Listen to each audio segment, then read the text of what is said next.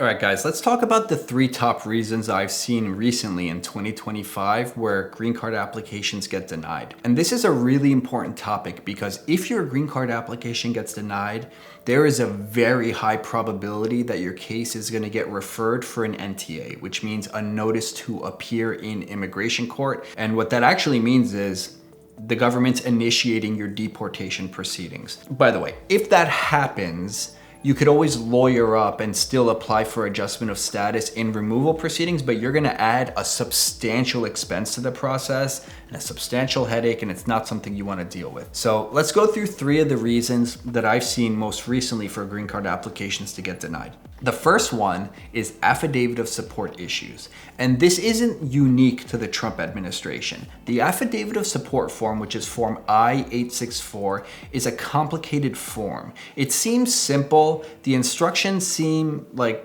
pretty straightforward, but USCIS will oftentimes issue a request for evidence that is a boilerplate request for evidence that doesn't really make sense. They'll just ask you for stuff you've already submitted. They'll say like it wasn't properly executed, but you don't know what you did wrong. They basically just ask you for all of the requirements of the I-864 without specifically saying what's wrong with your particular affidavit of support. The main issue that I see with these I-864s is that people do not prove what their current income is.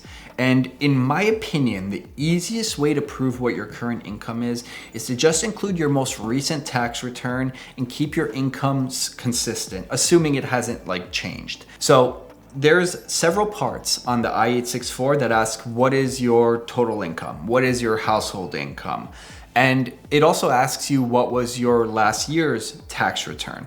I like to keep all these numbers pretty consistent. And when you do this, you don't really need an employment letter or pay stubs or proof of assets. Just keep it simple, and I've had a lot of success doing that. If you've received a request for evidence for your affidavit of support, at that point, you really need to talk to a lawyer, because if you aren't sure what's wrong with your affidavit of support and you make the same mistake twice, or you make another mistake and they're still not satisfied with it, which happens all the time, they're gonna deny your application. And at the very least, you're gonna lose all of your filing fees. And at the very most, you're gonna be placed into removal proceedings, which is a very real possibility in 2025. The second biggest reason I see I-485 or green card applications get denied is because preference category immigrants are filing for adjustment of status when they are not eligible.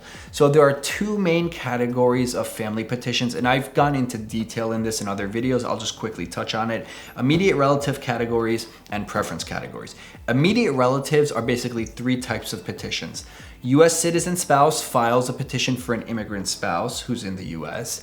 US citizen parent files a petition for an unmarried child who's under 21 in the US.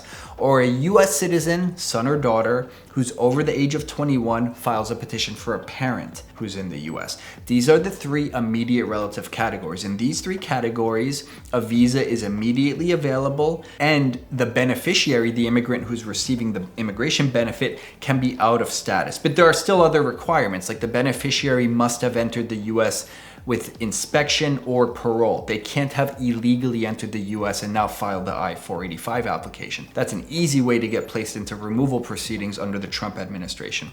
Other categories are all preference categories. There's a couple of these. So permanent resident spouse files a petition for you, sibling files a petition for you, permanent resident parent files a petition for a kid, and there's a couple other ones. But the preference categories, you have to be very careful. There are some instances where preference category petitions can apply for adjustment of status, but it all depends on the visa bulletin. And if none of that means anything to you and your spouse, for example, is a permanent resident, do not file the I-485 application until you speak with an immigration attorney, because you're gonna end up in removal proceedings and really mess your case up. The final reason I think a lot of people are getting I-485s denied, and I shouldn't say a lot of people, some people are getting I-485s denied, is because of misrepresentations made on the I-485 application. So if you are in the immediate relative category that I mentioned before, the government will not consider if you're out of status, which means you violated the terms of a visa by overstaying, or if you've engaged in unauthorized employment.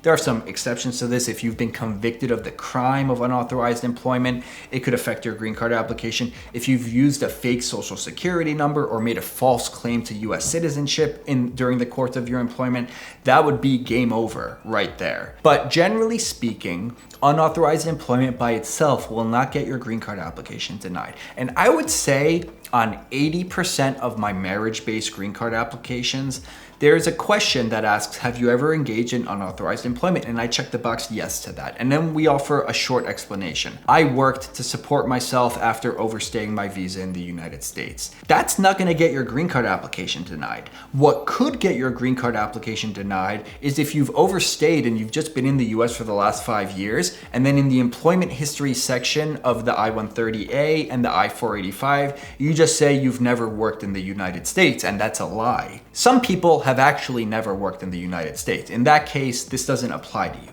But if you have worked in the United States, my general advice is be honest on your application, because during the interview, if it's a marriage-based green card and then they ask your US citizen spouse, like, what does your spouse do all day? And you're trying to hide the fact that they actually work off the books at a restaurant, that can get your green card application denied. If they don't believe that it's a good faith marriage, if the responses seem suspicious, that could trigger a Stokes interview because they don't believe you're in a good faith marriage or they believe someone's lying to them. And it could possibly even result in a fraud determination, which will get your case denied. So if you're wondering whether or not you should answer certain questions in certain ways, always speak with an immigration attorney before you submit your application. All right, guys, that brings us to the end of today's video. If you have any questions, you could always schedule a consultation directly with me. You can find my information in the video description below. And if you're interested in immigration-related videos about green card applications, naturalization, and changes to immigration policies under the Trump administration, be sure to subscribe, and I'll see you guys next time for another video.